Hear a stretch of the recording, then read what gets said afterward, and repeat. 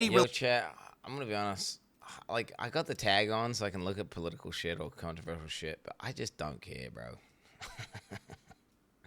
Like, I'm coffee jello. Fucking Epstein files. My name is Hector The fucking Epstein file. I just don't give a fuck. Mendoza, and we're Okay. at Cañón del Padre. This is the colonia where we See live. this. Where are you from? California. Yeah, in Santa Ana, Orange County. I grew up there 30 years, and I was just recently deported. So Damn. now I live here. So it's quite the change from there to here. So how old were you when you immigrated to the U.S.? I was 6 months old. I didn't find out I was undocumented until I was 17. You didn't even realize that you had came over illegally your entire life? No, I never knew. I don't believe it's something you would ask your parents or parents would bring up to you. How'd you find out? I applied for a driver's license. And what'd they say? They asked me for my social security, and I didn't know what that was. And what'd your parents say? They said, "Oh, we have to move." What can you tell us about this place? It's new. It's referred to as Cartolandia, which is homes of carton. Wow, actually the neighborhood is called Nueva Esperanza, but everybody calls it Cartolandia. It's poor. I mean, we have no cement on the floor, and it's most of our houses are built with just Stop counting, let me basically get it's a drywall. Yeah, How many people do you think live here? close to 1,000. Yeah, there's a lot of people that are newly deported. Let me see the environment. President Donald My Trump brain's is not that directing fast. ICE to expand deportations.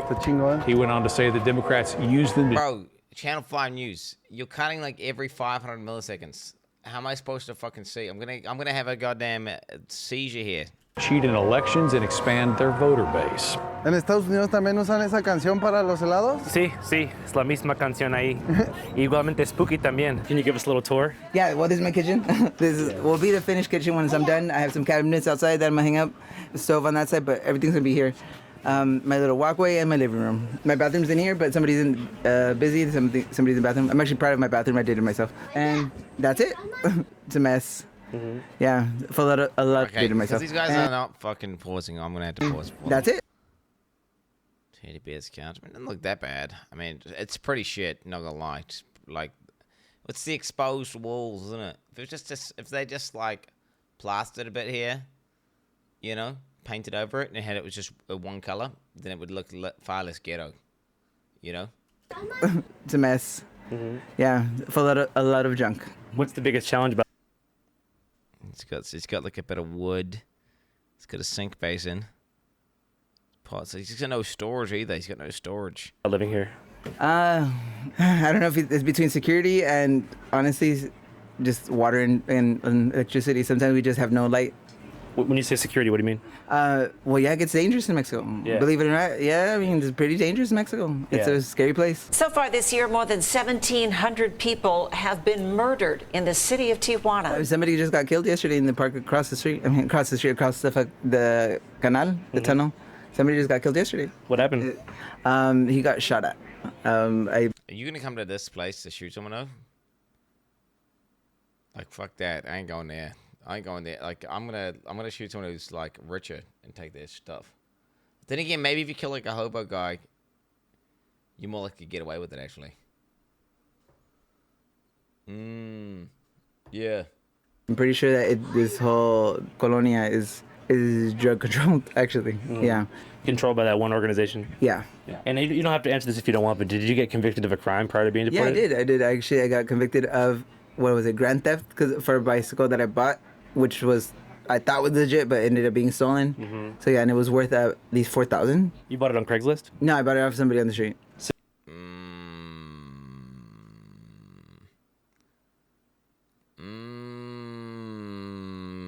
Nah, I'm doubt, bro. A little bit of doubt. But then again, dude, if your situation is that fucked, like, dude, again, what you would do, of course, if you're in a position where you can buy a $4,000 bike versus if you have no bike. You walk past a dude and he had a bike for sale. He was offering the bike to sell, and my brother knew him and sold me the bike, and I was like, okay. And I got arrested. Not even that same day I got arrested. Mm-hmm. Yeah. But were you caught by like a federal agency? Oh yeah, I was. I was at home when I was arrested and taken to federal custody. Mm-hmm. There I began deportation hearings, and I was finally deported. The Department of Justice is issuing a directive now aimed at naturalized citizens who commit certain crimes. Yeah, the move is raising concerns and some fears within the immigrant community. It was a terrible experience saying bye to my parents. Are they still there? They're still over there, yeah. Mm-hmm. Yep. You talk to them often? Every day. Would you ever think about hopping the border back? Illegally, no. Legally, if I could, that's the first thing I shoot for. But I applied for withholdings of removal, which is asylum, based on my social party with the LGBT community. Hulk Hogan died. This is a huge update, guys. Is this guy actually dead, or are you fucking around? Hulk Hogan died at 71 years old. TMZ is reporting.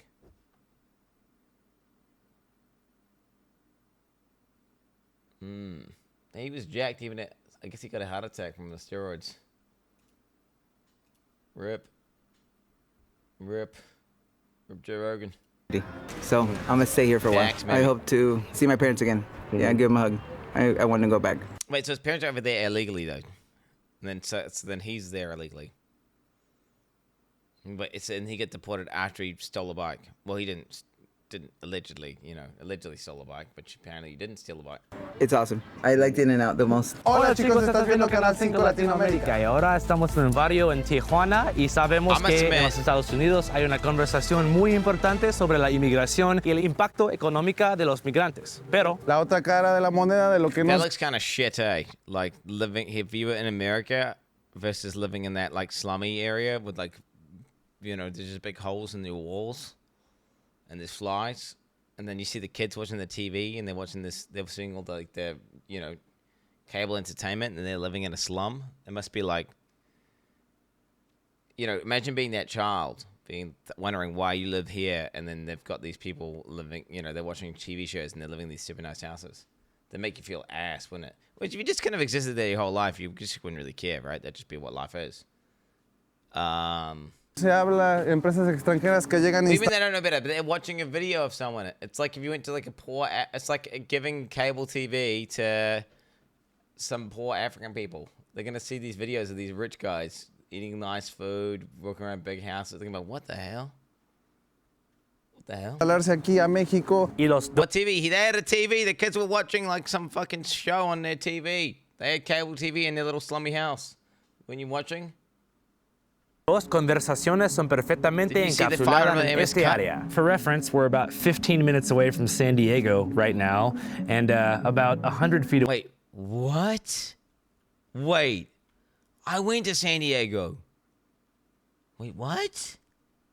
Wait, you're telling me there was a bunch of slums and poor people living in like hobo houses that close when I went to San Diego Zoo? That's crazy. You think you only see this kind of stuff in like some random third world country that's like really far away? Wait, why don't they just go and help them? If they're living in slums, why don't they go help them? You know what I'm saying? Like, what the hell?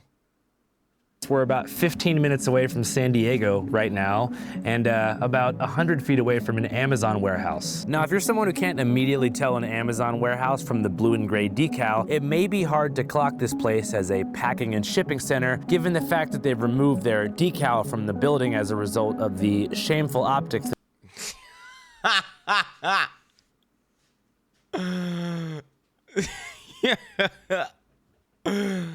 I mean, dude, why would you build your fucking thing in a slum?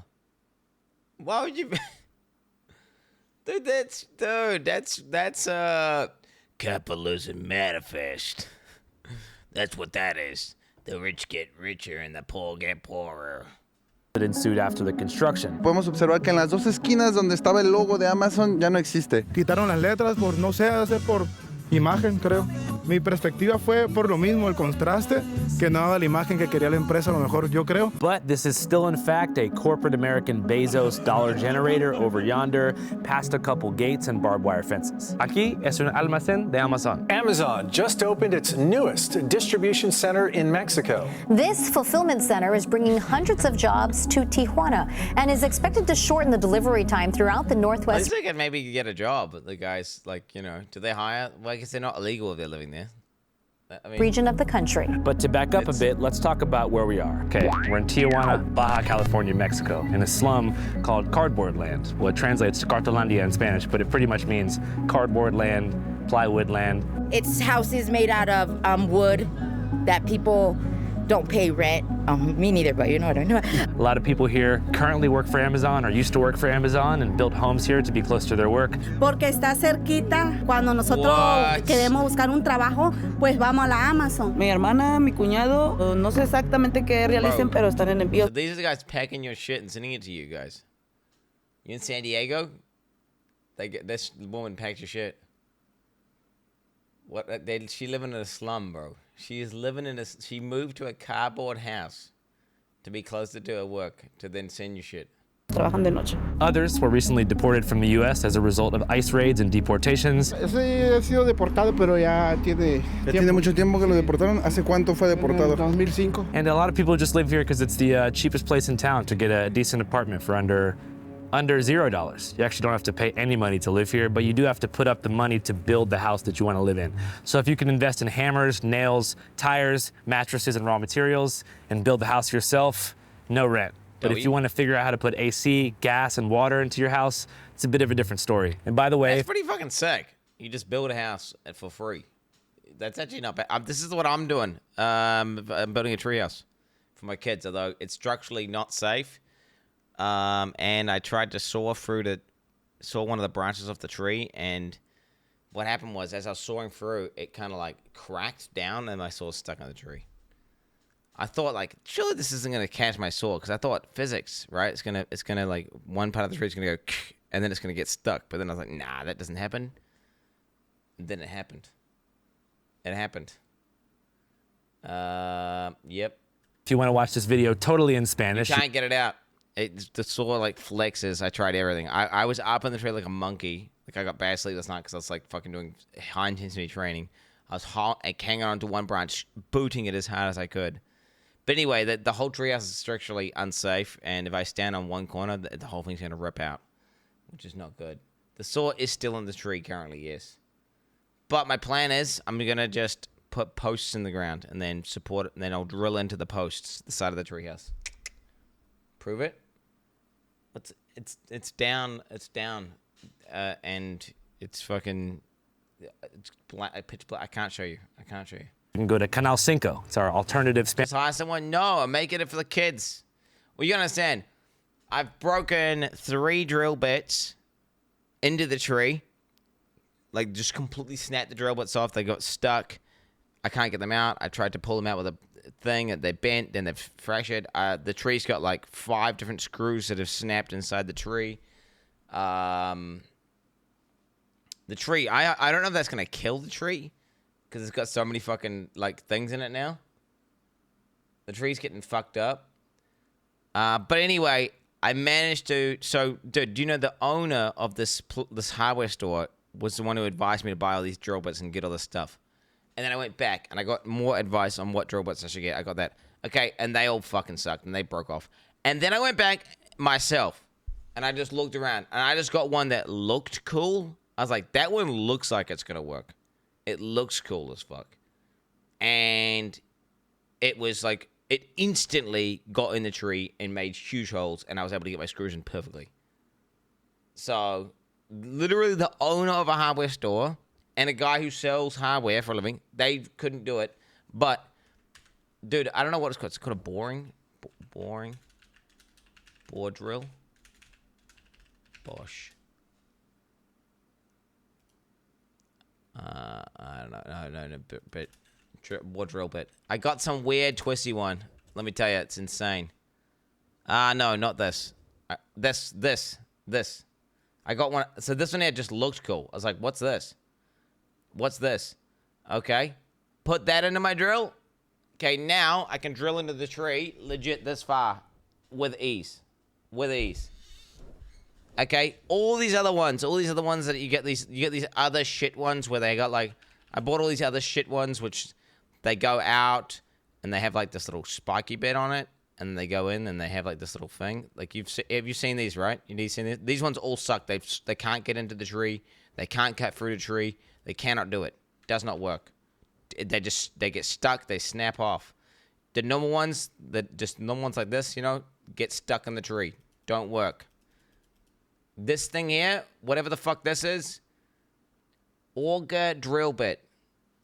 It goes into the tree with ease. and I would say fast, doesn't get stuck, pulls out all the wood. This is not a sounding rod, chat. They're all Bosch. All of the things that were snapping into the tree were Bosch, but this was just a different type of bit. My bad. Most of you guys probably don't care about it, but just in case anyone was thinking about making a treehouse, get one of those bits. Fuck those other ones. Spanish language channel, where we have not only most of our main videos overdubbed in Spanish, Coster es así en la 55. but also different original content filmed in Latin America with myself, Andrea Chaparro, Josue, and some other friends too. We've been covering the ongoing ban on corridos, which is like a narco pop fusion music that's been happening here under the new administration. La prohibición de los narcocorridos. Yo opino que tenemos que fomentar la libertad de expresión. Yo soy un productor de electrocorridos y de corridos. Ah, pues están chidos, puro belicona, huevo. Los corridos son ya parte de México. Pues vine aquí a escuchar lo que traigo en la sangre, los corridos, el norteño. We also went to Tepito Market in Mexico City, and we're covering a few other things too. So if you want to check that out, head to Canal Cinco. I'm going to put the link in the pinned comment and description box of this video. All right, back to the topic at hand, Cartolandia. While the area is currently in the spotlight due to its population of deportees and Amazon employees, the makeshift walls of these homes tell a story far deeper than what... If I was Amazon, I wouldn't want my workers living in some slum-ass shit, dude. Like, I would get my Amazon people Amazon housing, because then it wouldn't look so bad. Like, look, we're housing these immigrant guys. We're housing these guys. And, like, look, they got, like, nice living conditions. Boom. Just build a few Amazon houses, homie. Meets the naked eye. Esto tiene años, hasta más de 40, 50 años tiene, nomás porque estaba rodeada de árboles. This man, named Luis, now in his late 30s, is from the first native-born generation of Cartolandians, descending from parents... Why don't they build a fucking Amazon factory, find a spot that's near, like a sea where they can ship stuff from, build it, like in some place where there's a bunch of starving Ethiopian people then, you know? And don't give them any assistance or anything, just, like, let them work there.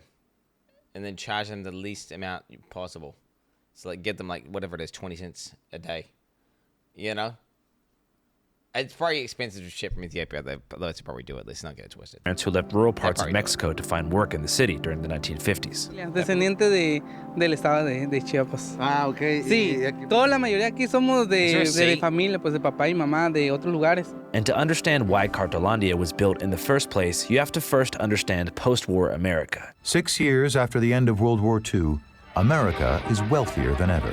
All right, bear with me. So in the US, the post-war 40s, or the baby boom of the 50s, is typically thought of as being the age of prosperity, especially for the veterans who came back from Japan and Europe and stuff, and were able to enjoy the benefits of the GI Bill, like dirt cheap subsidized mortgages on new homes in the burbs, free college, monthly checks in the mail, and more. But the post-war era in America was also the beginning of American manufacturing's death spiral, leading us slowly into today's reality, where 97% of our clothing and electronics are imported from factories and sweatshops in developing nations like China, India, and Vietnam. This spiral, of course, was made possible by corporate executives, who are now dead, that at one point sought to yield a higher profit margin at the expense of American jobs. And here's how they did it. You see, back in the day in 1944, right after the war ended, there was a secret meeting in New Hampshire called the Bretton Woods Conference, where delegates from 44 different allied nations all met up to create something called the IMF, the International Monetary Fund, aka the World Bank, which set the US dollar as the official global currency. Number one, baby, printed right there in Philadelphia.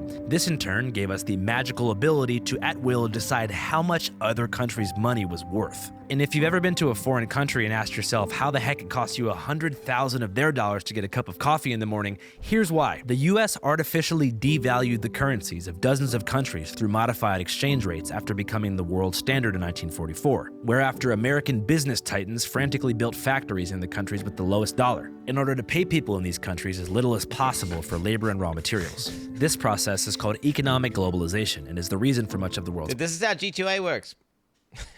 poverty, as it forces formerly self-sufficient and non-capital obsessed countries to industrialize, yet never have the opportunity to evolve into anything more than glorified factory states or amusement park countries for more powerful nations like us. And this was especially true of Mexico in the 1950s. Unlike today, where border cities like Tijuana and Ciudad Juarez are among the country's most populous, border towns were borderline non-existent back in the day.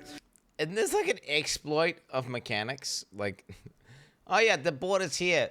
All right, so nice living conditions, your money works good, everything's good, and then you go over the line, poor living in a slum. Factory's right here, though. It's like the factory's like 2 minutes away from this fucking border or whatever.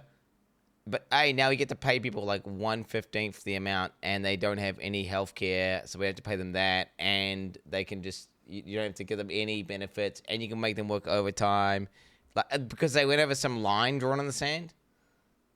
That's crazy, bro.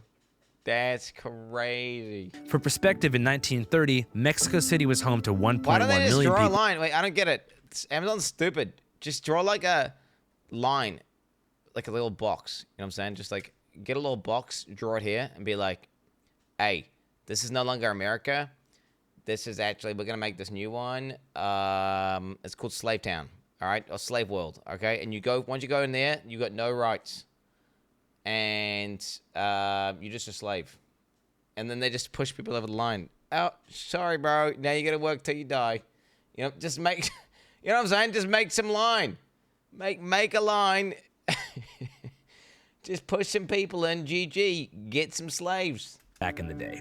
For perspective, in 1930, Mexico City was home to 1.1 million people, and Tijuana had less than 9,000 people living in it. But shortly after tanking the peso back in '44, American companies began building hundreds of steel factories and assembly plants as close to home as possible, which meant across the border from San Diego and Tijuana.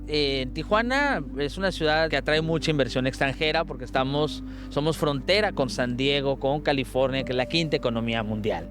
Y aquí alrededor también, cerca, está una garita, un cruce fronterizo, el cruce de Otay, y por lo tanto muchas empresas quieren estar cerca de la garita de Otay para que una vez que terminen sus productos poderlos cruzar de manera rápida, de manera inmediata. This, in turn, caused a mass rural exodus of Mexicans from the countryside who arrived by the tens of thousands. This is like the city mechanic, where people will go to a city because like they ain't got jobs and shit, and there's more money to be made in the city, so then more people go to the city, and then the rural towns die more, and then the city's more lucrative, and then they keep doing it. So it makes sense. And then the cities that are close to cities, if you've got a town that's close to a big city, right, everything goes up in price because more people are going to that big city.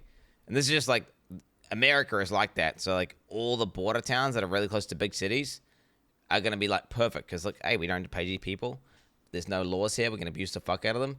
And it's super close to the big city, right? So it's going to naturally happen, right, over time. I mean, this is it. This is reality, bro. This is just life. It's funny because I was talking about the same exact shit yesterday. Fucking rich people, dude. Into the city in search of work. Some of these people had literally pennies, or rather devalued pesos, to their name, and slept in cars or outside these factories on the streets. But others, particularly those who were nice with the hammer, built Cartolandia in 1955. The first iteration of this settlement was about 2 miles upriver from where it is today, in the Zona Rio district near the San Ysidro border crossing. Initially only home to a couple hundred workers, the area continued to explode in population as American factories continued to be built, and by 1968, 25,000 people. That's right, an entire Taylor Swift arena full of people, called Cartolandia home. But it was seen as something of an eyesore by the more affluent residents of the city who called for its destruction. Se tomó la decisión de desalojar esta zona. One morning in 1972, Baja California cops came in guns blazing and forced the entire community of Cartolandia to disperse that same day, bulldozing the entire area overnight. While the Baja state government saw this forced eviction as an end-all be-all, they were dead wrong. Like in the case of most homeless sweeps in the States, where they just kind of kick people around and expect them to figure out life somewhere else, Cartolandians simply migrated to a new hub just blocks away from where the fuzz was giving them guff, specifically at a strip of land that was classified as undesignated federal territory. Miren, recordemos que estos terrenos no son propiedad privada, son federales. Entonces, ¿quién es el dueño del terreno federal? Es Conagua, la Comisión Nacional del Agua, pero la Comisión Nacional del Agua no tiene la estructura, ni el aparato, ni los recursos, ni el personal humano, ni la intención de venir a sacar a la gente, ¿no? Tampoco lo va a hacer. So that same year, Cartolandia 2.0 was born, but renamed Nueva Esperanza, Spanish for New Hope. While visually the second settlement looked almost identical to the first, the demographic was quite different. Think less migrant factory workers from other parts of Mexico and more fresh deportees recently expelled from the US with nowhere to go. And also, no money. As I mentioned, Cartolandia is free. Jeez. You can build your own house. and many deported people did, the first of whom were deported in and around 1986 after Reagan passed the Immigration Reform and Control Act, bringing forth a new era of border militarization and expanding the use of expedited removal. This led to multiple decades of unprecedented mass deportations under the Clinton, Bush, and especially Obama administration. Many older Cartalandia residents today are products of those eras. Cuando crucé tenía como edad de 17 años, 16, 17 años. Me deportaron en el 2005, ya llevo ya casi 20 años aquí. 2005, ¿y cuánto tiempo ya llevaba viviendo ya de qué lado? Casi 14 años. En Los Ángeles, California. Sí. ¿Qué parte? En el este de Los Ángeles. Okay. Tengo mis hijos allá, mi familia, y me cuentan que ya está un poco más difícil. Masked federal agents. I don't get it. Can you just go back over the border? Like, if you just jump over, like, can you just go down the fence until there's no cops, and then just hop over? You know what I'm saying? Like, couldn't you just, or is it really difficult? You can try. I reckon I can get in. I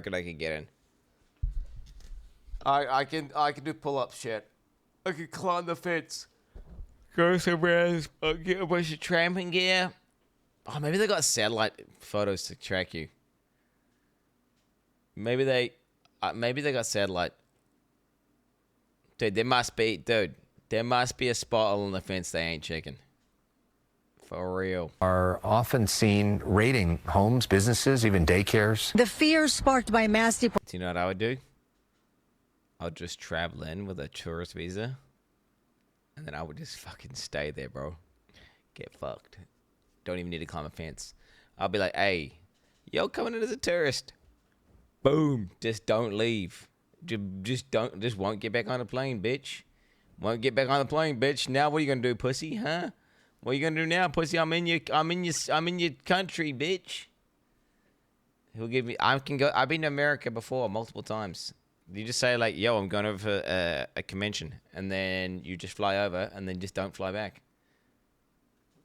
At Trump, at FBI, at ICE. Deportations, targeted workplace ICE raids, and random stops is driving people into hiding and keeping them away from everyday life. ¿Qué piensas sobre tu vida aquí? Tranquilo, pues tengo trabajo, y pues ya tengo otra familia acá, pues ya voy al día nada más, o sea, pues, ya no anhelo cruzar otra vez, no.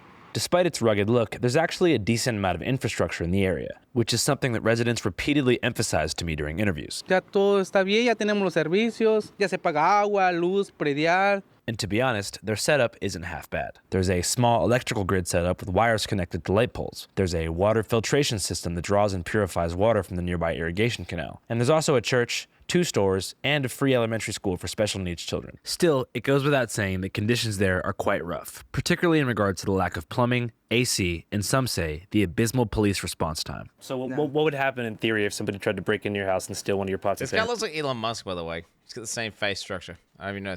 You just make him more bald. He needs to be a bit more fat. And he actually does. He actually looks like. Just saying. I could get a photo up and it's got a similar face structure. I was wondering who it was, and I was like, it's Elon. They would definitely just get away with it. I'm not obsessed. Yeah, I wouldn't put up much of a fight. Go ahead, take the pots and pans. But if you tried to call the police, they would probably come out tomorrow. They'll probably come out tomorrow and tell me the same thing, like, well, we'll look for your guy with the pots. However, many residents thought this would all change back in 2021 when Amazon opened up its brand new fulfillment center right next door, promising to bring positive change to the neighborhood. It was said by the community that Amazon said they were going to help build better houses with material, cement, and that never happened. Think about all the boxes and the crates they'll have to throw out, though, right? You'll be able to get extra cardboard. And like they got pallets, and then the pallets get like damaged over time, so then you can give them more pallets to build more houses. GG noobs. But what did happen is that a ton of people got hired. La mayoría estamos aquí en la empresa. Entonces, ¿sí usted sí está a favor de que Amazon haya llegado aquí? Sí, la verdad sí. A nosotros sí nos convino muchísimo. Dude, sí, Amazon. La gente que está trabajando en Amazon, pues gracias a Dios que existe esa. Damn, yo, Amazon, baby. Capitalism's good, porque yeah. con ese dinero que paga la Amazon, pues salen adelante la gente aquí trabajando. It's the company I work for. Amazon y sí. Cuando nosotros trabajábamos había mucho calor, nos regalaba agua agua fresca, pues. Shout out. Es una nueva oportunidad de vida, un nuevo comienzo. Mejia earns 2,000 pesos a week as a janitor, working for a factory in the same business park as the Amazon Fulfillment Center. In addition to health insurance, Amazon employees in Cartolandia were also getting paid 52 pesos an hour, which, while only $1.85 in the US, is still significant. Bro, how can you do that? Man, I want some slaves, man. What the hell? What? Wait, what? $1.85? $1.85 an hour. That's so cheap. Holy shit. That's correct. Wait, how could... That's like the infinite money glitch, right? That's crazy. So wait, they could just get so much value out of that labor. And then... Think about that. That'd be like, hey, I'm gonna buy some, like, dude, dog. I'm gonna teach him about some basic shit. I'm gonna teach him about, like, all right, I'm gonna need you to mod Discord. All right, it's your job. I'm gonna pay you $1.80 an hour to moderate Discord. Okay, and you just look for all the posts, and you could just pay him. You could just pay like a guy, like real humans, to be 24/7 moderating Discord. 24. Just ban all he'll do any weeb emotes. All right, if you see any weeb emotes, ban them. Take them out. Right? Boom. You could just have that happening. That's crazy. Significantly above Mexican minimum wage. A la vez estoy en favor porque nos da trabajo y todo eso. Ahí la estamos viendo, como mexicana ahí estamos buscándole trabajo de lo que encontremos, de lo que haya. Esperemos que hubiera un metro también aquí, o sea, algo aquí. Para aquí moverse más rápido, ¿no? Sí, porque ahorita con los transportes, ahorita que aumentaron. However, despite the positive sentiment about Amazon amongst residents, the controversy caused by really a single photograph changed the game forever. That photo of the warehouse looming behind the slums, which I'm sure a lot of you guys have seen, drew ire from the international press, baking its way into the collective conscience of American progressives. The result of this new distribution center will save costs and deliver time. I'll never forget this as long as I live. This news is funded by viewers like you. Do you know those large cardboard boxes that refrigerators come into and stoves those big? That's where people were living. They were living literally in cardboard boxes. So workers in America were thrown out on the street, and people in Mexico exploited in a horrible way. And these big, shiny new factories. None of those were actually cardboard, by the way. None of them were actually cardboard. They were not cardboard. It was plywood and crate material, whatever wood that is. Bro, I was looking at it. Just saying, bro, we were looking at the construction. It was 1 million crates and a bunch of plywood. Okay, don't wrong. You wouldn't want a tornado to come through there. Holy shit. Holy shit. And you wouldn't want the winds to get over like 50 kilometers an hour, really. Fucking hell. You had some tires in there as well. This bad PR, looking again. Yeah, plywood sheet. I mean, it's, crate material. Looks like it's got some sticks. The guy's just using sticks, I think. Caused Amazon to first remove their logo and then close up shop shortly after. Pues yo que sepa, no sé si está funcionando ahorita. ¿Ahorita no está funcionando? No hay movimiento, no se ve nada. ¿Que te haga mucho gusto eso de las fotos y todo eso? Sí, porque se estaba haciendo muy viral. Sí. Sí, se estaba haciendo muy viral que Amazon se puso en un lugar, pero siempre salen las fotos donde están las casitas en la calle, o sea, es como si yo fuera de la zona centro y tomo una foto donde están las casitas de, no sé, los que están donde están los inmigrantes. Y digo, esto es zona centro. O sea, no sé si sea por ahorita el caso que está pasando con Estados Unidos sobre los aranceles y todo eso, pero ahorita no hay tanto movimiento. No hay tanto movimiento, exacto. Yet, despite the new apparent absence of Amazon, residents have their own ways of making money. Mira, azúcar, el fentanilo de este país. Some manufacture clothes, one cuts hair, and others work remotely for American companies. Yes. What do you do for work mainly here? Here, I work as an agent for a call center. Really? Call center, yeah. I work from home, so it's awesome. What kind of things do you say when you call people? I mainly just set up appointments for a psychologist in Orange County. You can fucking hire this guy who was raised in America. He's like, he can talk normally. and you have to pay him like what, $1.80 an hour. That's so cheap, bro.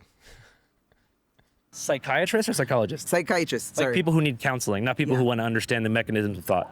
True that. Yeah, I set up appointments for psychiatrists. So somebody will call you saying like they have depression, and you'll pair them with a therapist? Yeah, pair them with a therapist, availability, and with kids with Alzheimer's or certain things like that. You think everybody should do therapy? Yes, I think it's important. I get calls in. Talk normally. Well, you know what I'm saying? Okay, you hire a guy from India, right?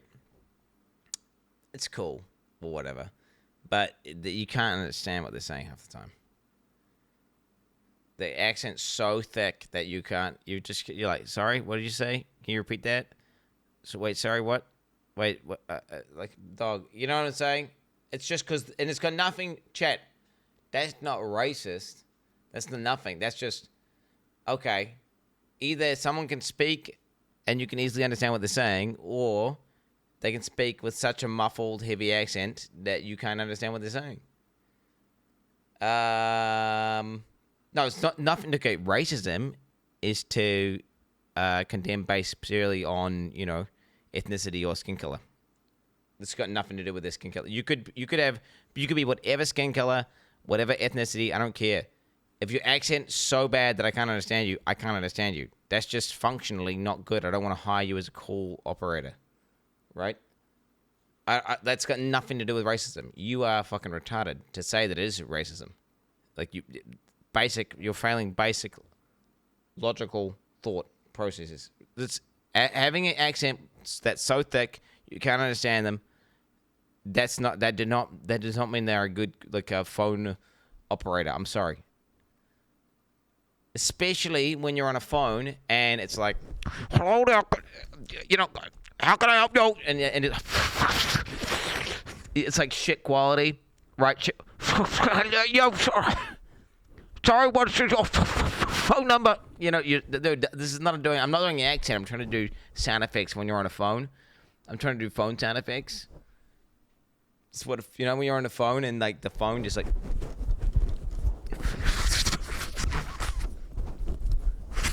Just passively is doing this for whatever reason. I don't know why it's doing that, but the phone just does that for whatever reason.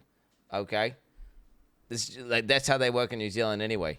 When you're talking to a guy who's from India and you're just trying to find out about like your bank, you got like an email, and you have to contact this guy, and you just really can't understand what he's saying, but you're giving him your details, and you're wondering why you're not getting any official emails, and it's just random sketchy texts. All right, guys. They lasted me about 30 minutes, and I'm like, lady, you need to talk to somebody. Yeah. Okay, good. Thanks for your time, right, man. I appreciate it. Anything you want to say to the people? Well, look out for the Mexicans, All right, thanks, man. I really appreciate it. I mean, that guy looks like he could live in NA. I'm sorry, dude. Why they wait? Because he bought a bike. He bought a bike. He deported, bro. He's fully NA. He's fully NA. He's basically an NA person. Why are you getting rid of NA people? That guy's like, he's culturally NA. You spend all that time raising that guy, and then you're just gonna kick him out? You're just gonna kick him out just like over that? I suppose. Wait, they're not kicking him out, right? Wait a minute, they're not kicking him out.